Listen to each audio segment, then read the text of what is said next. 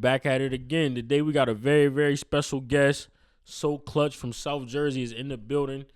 We back here with another official episode of Untrapped the Podcast. It's an honor to have you, bro. What's going on with you? What's good, bro? Got him here in the building with me, you know. Thanks for the alley-oop, the unk, you feel me? We ain't gonna say too much. It's understood, don't gotta be explained. But, yeah, man, we back here again, and we gonna get into it. We gonna get straight into it because Soclutch got such a unique story and everything he do just from his demographic and everywhere he from. South Jersey don't get a lot of buzz, but now it's a lot of stuff going on in South Jersey, you know, like a lot of stuff that go underneath the rug that nobody really know about. So, you know, we're going to give you the whole spiel today, and you're going to tap into a little bit of what Soclutch got going on and his opinion on a few things and everything like that. But, like, again, once again, I'm glad to have you and everything like that. So we're going to get straight into it, bro. Let them know where you come from. This episode of Untrapped the Podcast is brought to you by Deer Park Spring Water. Deer Park is our first official major sponsor. And dealing with Deer Park, I would like you to know, quench your thirst with the Deer Park 100% natural water, sourced from carefully selected springs. Our crisp, refreshing water is perfect for staying hydrated wherever you go. Trust Deer Park to deliver pure, clean water from nature to you. Shop Deer Park. So I come from Wildwood, South Jersey. You know, it's exit 0 down the Parkway. A lot of people don't really know where it's at because, you know, that's why we get overlooked. But, you know, I've been in and out of incarceration since the age of 15, really, in and out of detention centers, from detention centers to programs, Jamesburg, hit an adult, 18 years old. You know, I'm down Annandale. But my man that I'm here with today, you know, he's been behind me 100%, and he gave me this opportunity, and I'm just trying to go off like the mortgages do, to be honest with you. Soclutch on all platforms, and you know, I'm just trying to put on for Jersey. I feel you. So we're gonna backtrack a little bit, you know, because like I said, we don't promote violence or glorify, but we give the game, so we help youngins prevent it, you know. So we're going to take it a little step back. So you coming out of South Jersey and everything like that, why would it be exact? How was it like growing up there? You mentioned you've been incarcerated a few times and everything, but what led up to that? What gave you that switch that you wanted to be involved in that life, you know? So I moved out of Philly about 5 years old. My mom and dad got divorced, and I got a brother and 2 sisters. And we were going back and forth, down, you know, for the summers and stuff like that. So I really didn't have too much structure in my life, you know, so the groups that I would hang out with on the streets, like, basically raised me, people that I was around, you know, and that's what led me to incarceration and things like that, and getting into trouble. And then I was on probation in Philly for 17 years. I literally a year ago just got graduated off it. Shout out to Meek Mill for that one. And you know, ever since then, I just been putting out positive pain. Gotcha. You know, I'm not really with the negative energy. And what I got to say tonight is basically about the system, how it failed. You know, it's not set up for you to win when you get out. Got you. So let me ask you this, because you said something that I want to go back on. You was like the group of people you were hanging with. So, because I got my opinion on this too. So would you say that?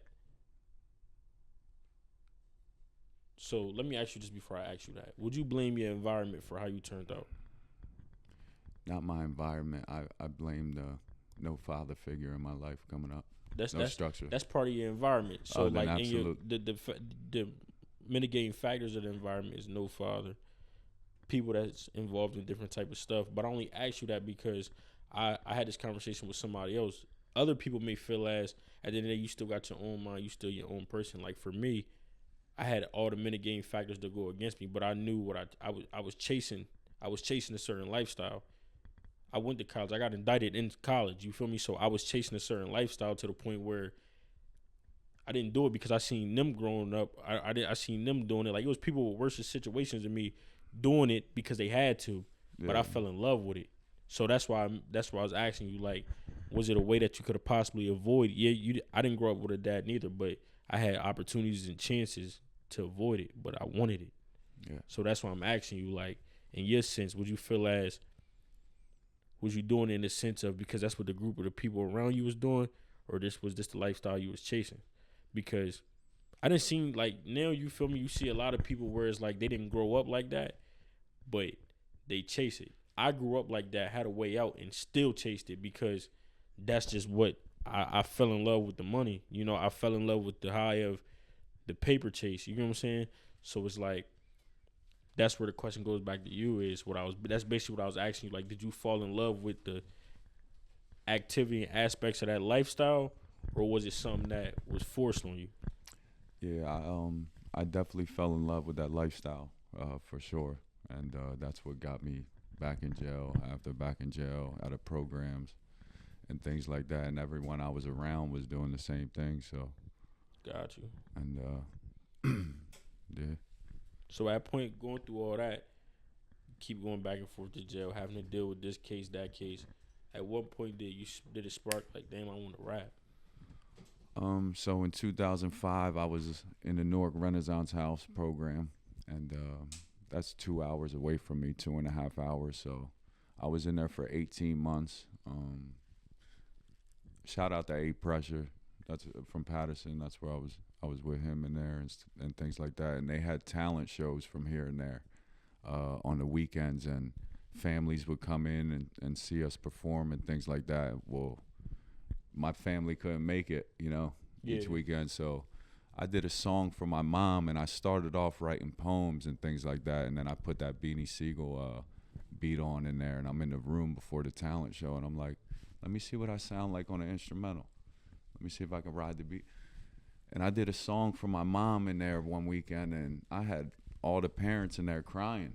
Yeah. Like literally, they knew my mom wasn't there. She couldn't make it. I've been in there 18 months. And, I started in 2005, but I really started taking it serious like 4 years ago. I started putting myself on all platforms, getting copyrights to things. Like, I don't want to do it as a hobby anymore. Got you. And that's where I'm at today. Got you. So, how would you explain New Jersey's prison system? Because you say you come from South Jersey, so do they bounce y'all around? Like, is it like, because, like, for example, I'm pretty sure y'all got county jails. Yeah. We don't got county jails. When you get locked up here, you go straight to prison. Right. You feel me? Yeah. So I'm in an aspect, I'm asking you this because you come from South Jersey. Yeah. So like as you going through it, do they send you upstate or do you go like a South Jersey prison? Like how that work? So you go from the county, and then it used to be Craft, but I haven't been there in 6 years, so I heard it was Yarville now.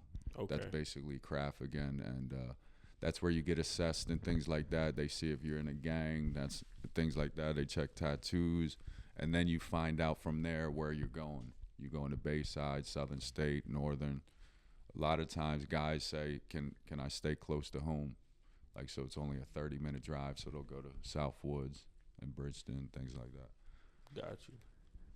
So your first time going to prison, what was your reaction? Because a lot of people try to, like I said, we're not here to glorify, we're here to give game. So it's like a lot of people will be like, oh no, I wasn't, you feel me? Yeah, like it's not even about being scared, but it's an unfamiliar place. You going in at 18, correct?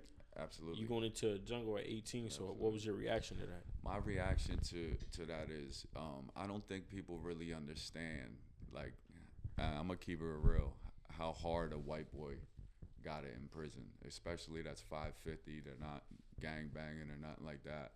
Like, and then they get sent down at 18 years old to Annandale, where it's nothing but dorms. That's why they call it the jungle. That's the youth prison. You got guys doing 10 years, 16 years, 18 years that just turned 18, nothing to lose, and here I'm getting money sent from my mom. She don't even got it. You know what I mean? And they're popping locks down there. They're going for the 550s first, obviously. We know that. So a lot of people don't understand that, but like what got me through each and every bid, I've been down 3 times, is basically rapping and my presence in a room. Like the first time someone can get in a room with me, it feels like they know me for 7 years. And that's how I got through. And I got the fade in every situation, like that's just how I presented myself, and I'm grateful for that. And there wasn't too many situations because of how I carry myself. Like, if you don't got it, I'll feed you, especially if I'm in a cell with you. I'm not about to eat in front of you. So I just became a brother to anybody that I was around, you know. And with everything that's going on, that I followed the Young Thug case, the Lil Durk. It's just like we got to stop telling on ourselves. In music, we got to bring that pain back. What are you trying to change in the game today? You know. I mean, all the I'm gonna take that. I'm gonna kind of go against you on that because you said we gotta stop telling ourselves, but 20 years ago, you forget they was all rapping about the same thing. They rapping about moving bricks. They rapping about all the same stuff. But today's game, the game evolved. It's just more killing. Right. You feel me? So they rapping about bodies, but y'all was like your generation, generation was rapping about drugs. Y'all was rapping about bodies if you had to do it. You feel me? But it was still going down. But like today, like how somebody be like, "Oh, the streets changed for the worse." I'm gonna say it changed for the worse, but it just evolved. Now you got more levels to beat. You gotta beat the snitches. You gotta beat the backdoorsmen. You got more levels to beat than where it was easier for somebody like y'all. I feel like now it's just different levels. Now you gotta be extra careful. Like the police that involved. They telling and nothing happened no more, so they just keep like, you know, there's a lot of stuff that changed that you just gotta evolve with, or you gotta get the fuck on. Yeah. You feel me? So like, far as cause I was gonna ask you about that too. Like, far as the Little Durk situation, like, and I don't wish this on nobody, but I'm pretty sure he's done, you know? And I say that because, for one, the feds got a 97% conviction rate, and for two, one of his close friends will wire him for 3 years. You can get a nigga a life sentence in 5 minutes on a wiretap.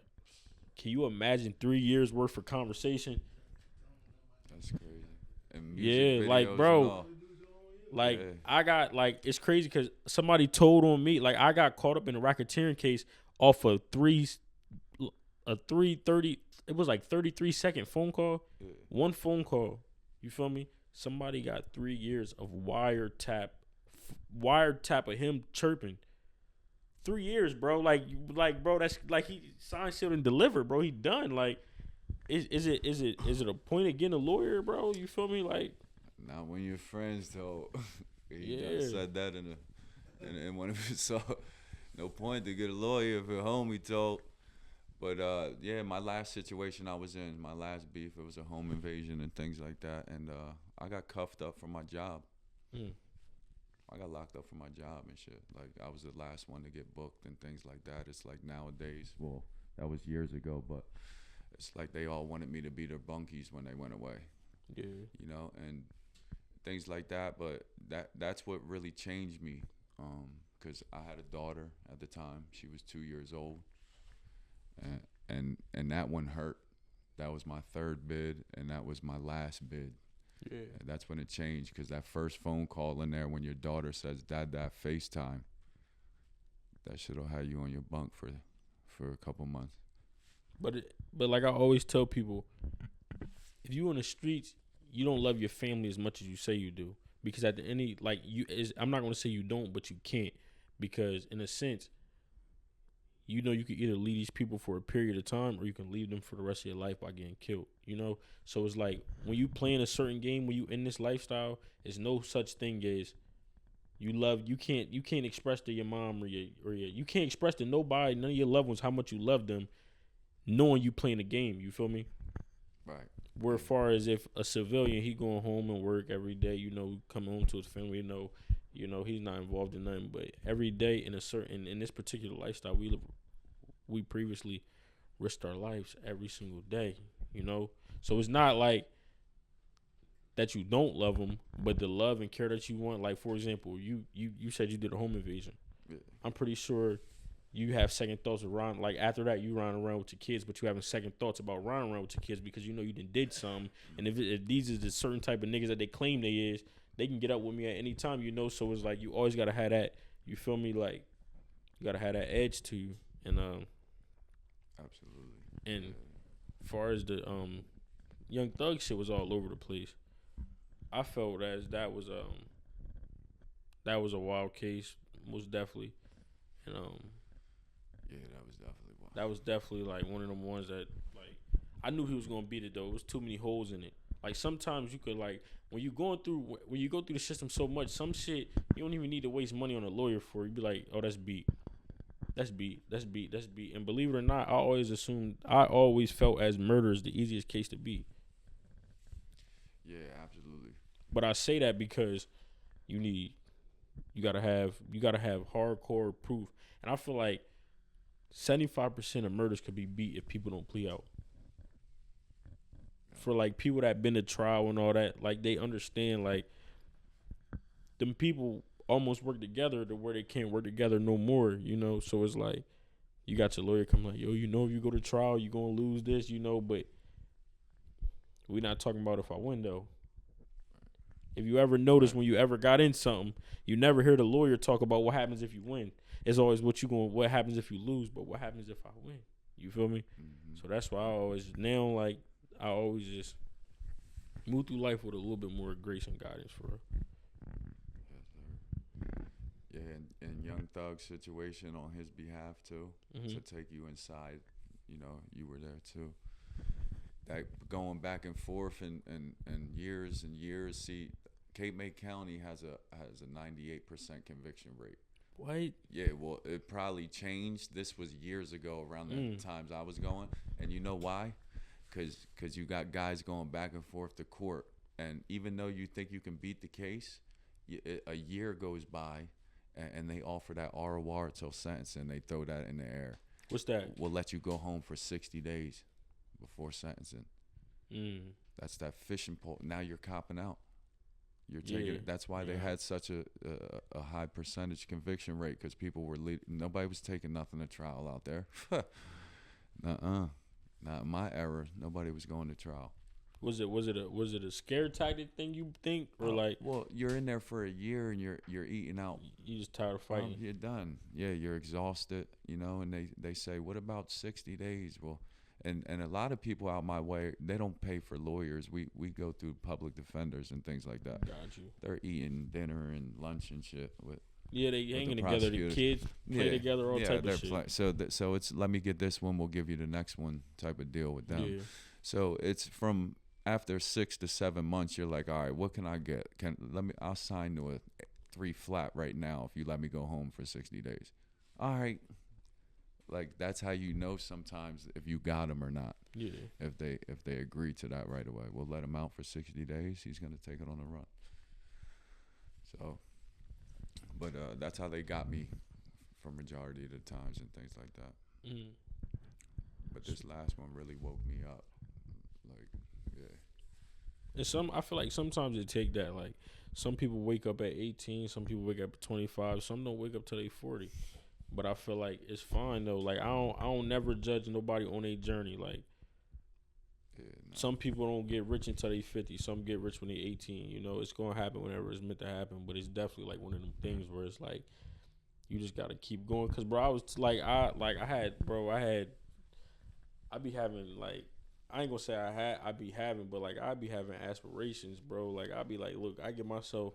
If I'm not this by this, I'm going this route. You feel me? Like I'm going this route. Like. And then like I just be having to give myself grace, like bro, I'm only 23, I got a whole life ahead of me. But then sometimes I get to thinking like, bro, my best friend died at 19. Ain't tomorrow not promised, so this shit need to happen today. You feel me? Like I was talking to this guy, he was talking about like life insurance, but my conversation for him was, okay, no, the conversation wasn't about life insurance, it was about the election. He said that he had a bad day at work because of the election. So he talked to me and a bunch of young guys like me. So I'm like, sir, we don't deal with the same problems, bro. Right. We trying to change our lives and live for the better. We got the police throwing our ass for nothing. You had a rough day at work because Donald Trump won the election, bro. I think you got some other shit to worry about. You feel me? Like, we don't live the same type of life. That's why I said, and it was like, and that's another reason why I started the podcast, because how that broke him, we don't give a fuck about it. So how your father not being in your life, it's people on the other side of the world that don't give 2 fucks about that. Like, just keep going. Like, they just keep going about their life. So it's like, I stopped putting people's shit in front of me because at the end of the day, if you not gonna care, why should I care about what you got going on? You know? Right. So it's like that's why I just be like, man, everybody's untrapped in their own sense, bro. Yeah. And that's where the name Untrapped come from. Everybody untrapped in their own way. That's fire. You feel me? Yeah, that's fire. Cause like he really was like really on edge, like really hurt about the election.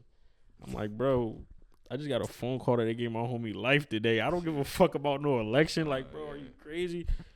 With that being said, though, at what point when you started rapping did you realize you was untrapped? Like, I could really do something with this.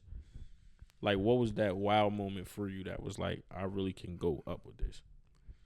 Well, like I said before, it was not only I had people actually crying, so they obviously felt what I was saying. Mm-hmm. In and out of those cells were, you know, a lot of times it was single cells, so I'm in there.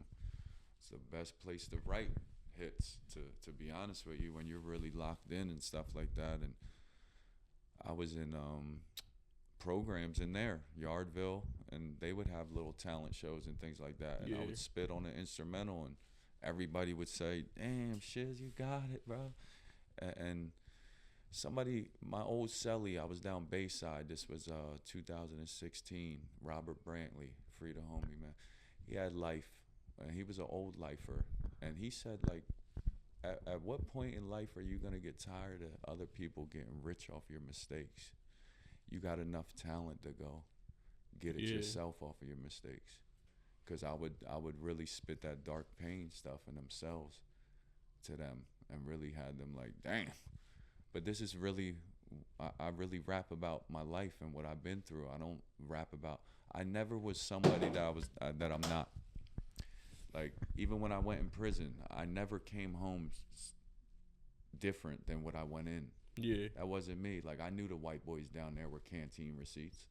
You know what I'm saying? Each week you eating out of his box. No, that's not me. You know what I mean? That'll never be me. So it's just like, you know, I just always been me, and that's what I came home with. Absolutely. So what would you say was your worst experience in prison? When I went to Philly. This was 2010. I went over here and I was fighting a case on an interstate agreement. And I was down Annandale at the time, went to lockup, and Philly came and got me from lockup. I totally forgot that I dropped administration trying to get over there to because while my Jersey time's running, I like to settle them disputes to try to get something running concurrent. So I go over there and I'm CF, C23. Like, I'm literally in prison in Jersey for a dirty yarn. This the God's honest truth. Like, I keep failing, pissing. This was before weed was even legal. I'm keeping it a whole bean. That's why I literally went down. And I get over there, and I'm literally in a cell with somebody that got 3 bodies. And I'm like, damn.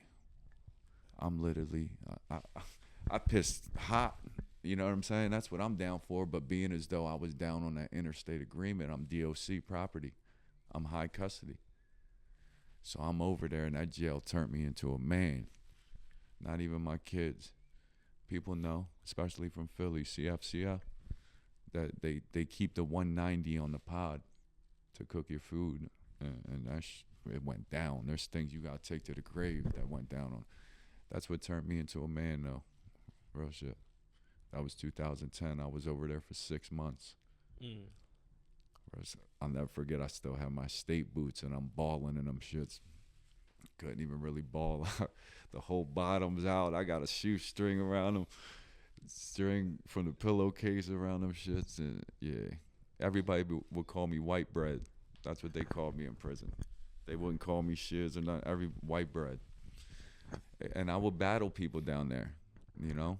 And they put their bag up. People put canteen up and shit like that. So, you know, a white boy comes out with a bald head down to the yard and shit. And they're like, man, he can't rap. Yeah. That's what got me a lot of food, though, you know? And then I go off, and they're like, wow, what in the world? Absolutely. And it's like, bro, I say that because that's kind of what the people need to hear, in the sense where it's like, it's a lot of youngins that's just crashing out. But then These are a different type of youngins. These niggas are killer rats. They'll kill you and tell on you all type of shit. But then you got something that's really like cold, bro. You got something that's like shit. I catch a body now while I'm 18. I'll be home when I'm 40. I'm cool. Like you really like it sound crazy, but these are niggas that never been in trouble before. But this is what in their brain. Like they like, bro, I'll be home. I'll be 38 when I come home. I'm cool. Like, bro, they really living it, except but they never been through it yet. So then it's like you didn't listen to all these rap songs that then poisoned you. You decide for this dub. Now you hit the jail, and it's like same time. And then it's like it's also like the it's like the things that they don't tell you about. Like, yeah, you 18, you just took a dub for killing somebody, but what they not telling you is you about to go to a tier with all lifers. Mm-hmm. You on a tier with that nigga uncle that you done killed on the street. He done been in here 15 already, benching 400, squatting 400. It's crazy. Shaped like an action figure. You 120 soaking wet. You done killed his nephew, dissing him on a gram and all that. Mm-hmm. It's gonna get bad for you, bro. Yeah, you feel me? And that be the downside that they don't talk about. You feel me? Cause it's like I just don't be understanding it, bro. Like this shit be really scary. Like damn, you're really like. And then what gets me the worst is it be the like a youngin' you'll watch grow up and you know he's super turkey burger. You feel me? You know he turkey with extra turkey bacon. But he is running this little movie like he is that, and then yeah, you feel me? He running this movie like he that, then when the shit get dark, it get bad, bro. Like we got a lot of them out our way. Bro. You touch them state grounds and you're around Newark, you're around Patterson, Jersey City, motherfuckers that really do that shit. And not too many are claiming when they touch them state grounds. And then they come home again and they start banging again. And it's just like, hold on a minute. You were just down the gym talking to me, talking about you trying to go home to family. Or you turning Muslim. You feel me? From craft. Huh? Yeah. From craft. Real shit. Washcloth right on the forehead. I seen it, bro. I've been in cells with people that are going down, prostration mark. They're rubbing the washcloth on it. That's how long I've been doing this shit. Shit's been bored in town when it was fucking gladiator school. Like, real shit. Yeah. 06, 07, like, that shit really went down. And then it be messed up because some people be like, why he keep going back to jail? And like for example, it'll be somebody that keep getting back locked up or something like that. But I commend them people because at this point, all you showing is that you just take your time, bro. Because the people that get grabbed with a couple zips, some hard shit or something like that, and you keep coming home and first you start beating these unbeatable charges. Now you got the best lawyer in the state. Yeah. Then eventually, shit just stop adding up, and it's like, bro, that should just be bad for business. So in that aspect, bro, it's just like the best thing to do now is just, man, get you a 9-to-5, stay out the streets, bro. Yeah, that's what's going on now. You feel me? I work 6 days a week now. Absolutely. I'm a father now, a father that didn't have a father. So who taught me to be one was me. Yeah. At the end of the day, so I'm active. That's what I'm grateful for today. So let me ask you this: from everything you know right now, what would you tell your 18-year-old self? My 18-year-old self? Yeah. Man, listen. Don't even complain. Go get a job. Work for everything. Don't take from nobody, because it don't matter what somebody's doing behind their door. If they're hustling out their house, at the end of the day, it's theirs. Like, you know what I'm saying? So, just work for it. And I'll be honest, I had a real bad gambling problem. That's what forced me to go back a third time. That gambling problem is like a drug addiction. Yeah. The dopamine, everything. So that's what led me back to incarceration, to be honest. So, and now I just work. My 6-year anniversary is coming up. This is the longest I've been home consecutively since the age of 17. So that's big for me, you know what I mean? And just like Meek was going through, not to keep mention his name again, but you violate for something small. Philadelphia says we'll deal with him when Jersey's finished. every 3 bids, I was on probation out of Philly. So I'm violating Philadelphia probation, catching these new beefs, and you can't, no gag nons to see the judge or nothing. I'm in front of Judge Means. They wrote me and said, we'll deal with you when Jersey's finished with me. So I'm getting paroled out of Jersey, and Philly's outside waiting to shackle me. Like, so that shit really played a factor too. So now I'm going over there, and really that's what keeps me out the streets now. Like 17 years is just way too long. You know, probation, it's double jeopardy. You can't even, like, I was scared to jaywalk. Yeah. For real. I feel you. So I want to ask you this. Which one would you say, what's I'm going to give you a scenario. Which one would you say it got more of a, I'm going to say more of a cold, like a cold feel, county jail or prison? But I'm going to ask you this because I'm going to give you a scenario, right? You got somebody that, you know, you always on the, I'm pretty sure you've been on tiers. Well, we call them tiers. I don't know what y'all call them, like blocks or. Absolutely. You done been on a tier where somebody came back and got some time that made them not come off that bed for a few days. Absolutely. And you done been in prison with people that ain't got something, that whatever they dealing with, that they ain't come out for a few days. So you get what I'm saying? So which one would you say was more of a cold effect on you? Like, to be like, damn, this shit is for real. An incident in prison or an incident in county? It was an incident in the county. Got you. When I was in there for the 6 months over in Philly, down at F and shit, every week somebody was coming back and they called it wheels. Mm-hmm. He spun them, and they're literally coming back from court getting life. And that's when I seen people. There was people sitting in their rooms for weeks, and there was people sitting in their rooms for weeks on bed rest too. You know, because they done told or something like that and still got smoked. They're in the same pods together. You know what I'm saying? And one thing, see, in Jersey, how we do it, like, if you're talking to a guard or something like that, or you're close to a guard, you're considered a cop. Oh, so they carry like the feds in Jersey? Because in the feds, you know, if you talking to the guard by yourself, they gonna consider you a cop.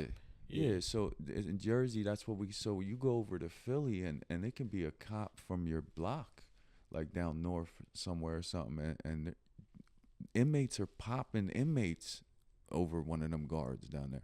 So it's a whole different life, you know, on both sides. But Philly really, I seen somebody get splashed with 190 in the Vaseline. Real shit, plain copy, like right in front of me. And I was just like, damn, again, dirty urine. Like, you know what I'm saying? I got a dirty urine for probation. Hold up, give me back. I'm begging to go back to prison. Like, really make that make sense. I'm in the county begging to go back to prison. So you'd rather be in prison than CFCF? Absolutely. Damn. Absolutely. Because down in prison, too, you get better jobs and things like that. You get better pay, state pay, you know, for the ones. And I did 2 bids with nothing. So I was a state baby, they call it. Like, I'm living off state pay. Like, $35 a month for cell sanitation. I'm not even cleaning my cell, and I'm getting paid for it. Like, it was awesome. But that's what I lived off of for a while. And then I started thinking in there, like, you know what? I got to get in the kitchen or the bakery or something. Like, I got to really figure this out. And I got in the bakery down Bayside, and now I'm bringing sandwiches back on the waistline. You know what I'm saying? So I'm selling sandwiches and stuff. Like, you really got to make it. You got to make it work in there. And the guys that have been through it for years and years, they know what it is in there and shit like that. Like, you know, you got to. And then I was in the infirmary. I'm working in the infirmary down Southern State on my last go around. And the COs are coming in that work in there, and they would ask, like, what are you doing down here? You know, because how I carried myself, and not too many people can get that job, like, because you're around the females, the nurses, and things like that. And they would ask me all the time. They're bringing me plates and stuff for the holidays. Like, you seem like you don't even deserve to be down here. You know, and it's different when you learn from your mistake before you got to go pay for it. Yeah. That's when it really hits. Like, this last go around, I had a child. It was a mistake. You know what I mean? And I really learned from it when I was out on bail the whole time fighting it. I learned from the mistake, but I knew in my mind I still had to go pay for it. Yeah. And that's what really woke me up. And I did everything in my power to get back home to her. Now I got a son too, and you know, I'm trying to answer their whys. I'm trying to show them their whys when daddy's on the phone them late nights at 2 a.m. Like, why is he watching these podcasts and what is he writing notes for? Because it only takes one to make more than doctors that go to school for 8 years. Yeah. You know what I'm saying? Absolutely. Look at it like that. All it takes is one.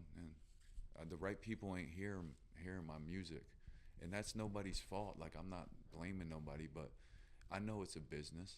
You know what I'm saying? But I know the right ears ain't hearing what I got to say. So I'm actually grateful for Delaware, for y'all to have me on here and really give them what I got to say.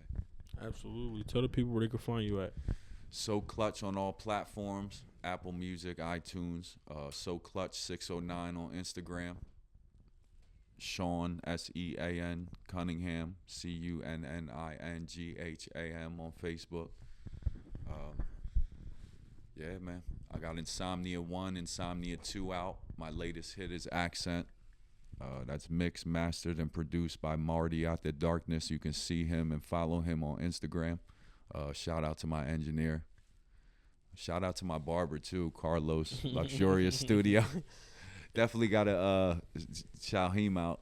Took care of me. Carlos, Luxurious Studios. He has the shop in Wildwood, also in Rio Grande, behind ShopRite, Jersey. And you know where to find us at Untrapped the Podcast on all platforms. Make sure you follow, like, and subscribe. Until next time.